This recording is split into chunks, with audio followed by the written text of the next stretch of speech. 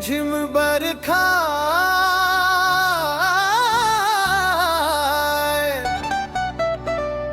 माटी में खुशबू छाए, सावन के हरियर रंग मोर गाँव ले सजागे।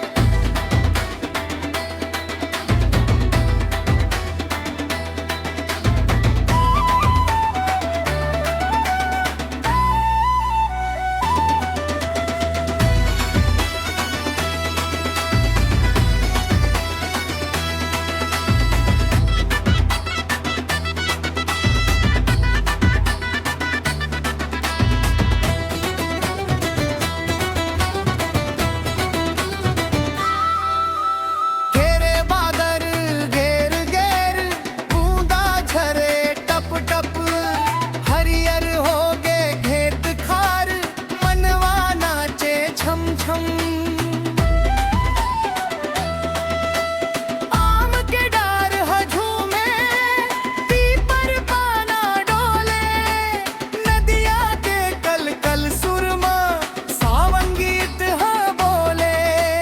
माटी के महक आवे, मन ला छू के जाथे, गाँव के गली गली माँ नवा उमंग जगाथे। झूला परे पड़ के डार संगवारी मन हावई, सावन के मौसम में हर चेहरा मुस्कावई।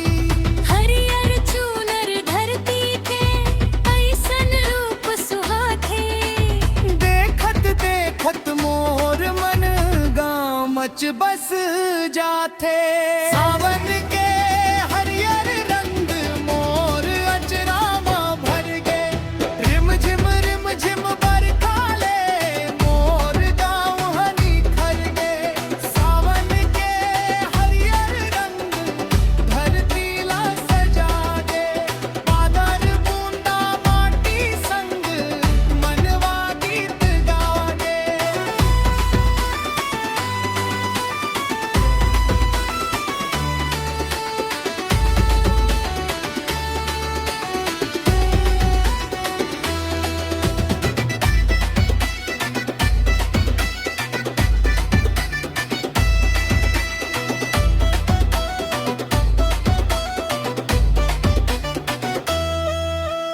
कच्चा रत्ता भींज गे, तालाब भर गे पानी, खेत में किसान मुस्काथे, देख के फसल सुहानी।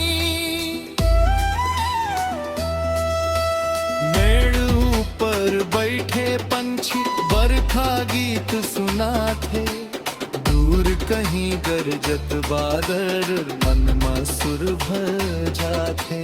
छोटे छोटे